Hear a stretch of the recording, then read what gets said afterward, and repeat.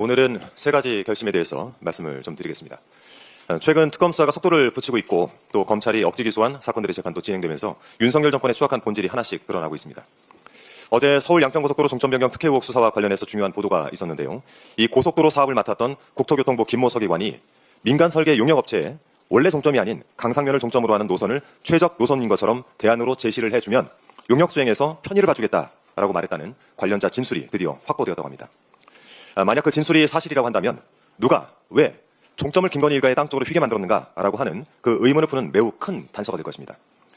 용역업체들이 어떻게 2년간 진행된 타당성 조사를 뒤집고 기존 사업의 50% 이상이 바뀌는 결정을 멋대로 할 수 있었을까요?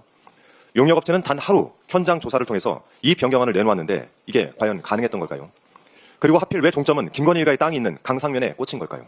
이 모든 일들은 용역을 발주한 국가기관, 즉 국토교통부에 분명한 지시가 있었다면 충분히 가능했던 일이었습니다.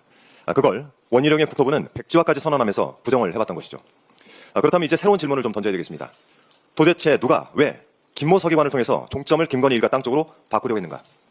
언론 보도에 따르면 김모석 의관이 용역업체에 이런 말을 한 것은 2022년 3월 말이었습니다. 즉 윤석열 대통령 당선인 인수위원회가 그 위세를 한창 떨치고 있던 시기죠.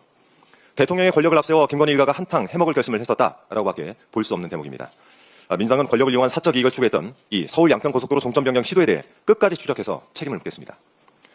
민주진영을 표적으로 한 통계 조작 의혹 사건도 그 진실이 차츰 밝혀지고 있습니다. 지난 16일 관련 재판이 열렸는데요. 이 조작 의혹에서 조작이 사라지는 어처구니없는 일이 있었습니다. 검찰은 이날 재판에서 이 사건 공소 사실은 피고인들의 부당한 영향력 행사에 관한 것이지 조작 여부를 따지는 것은 무관하다라고 주장을 했고 피고인 측이 지적을 하자 그러면 지금 구두로 조작을 수정이라고 공소장을 고치겠다라고 말했답니다. 부끄럽지 않습니까? 저 같으면 창피해서라도 검찰 그만둘 것 같습니다. 조작과 수정 사이엔 이 어마어마한 간극이 놓여 있습니다. 틀린 것을 옳은 듯이 만드는 조작은 분명한 잘못이지만 이 틀린 것을 옳게 바로잡는 수정은 잘한 행동 아니겠습니까? 그렇다면 통계 수정의 과정에서 도대체 누구에게 어떤 죄가 있었는가? 검찰은 분명하게 이 부분에 대해서 답을 해야 될 것입니다. 그 대답을 국민 앞에 내놓지 못한다면 조작의 주범은 검찰이 되는 것입니다. 민주진영을 해치울 결심으로 사건을 조작하고 혐의를 조작했던 윤석열 정권의 검찰과 감사원은 반드시 응분의 대가를 치르게 될 것입니다.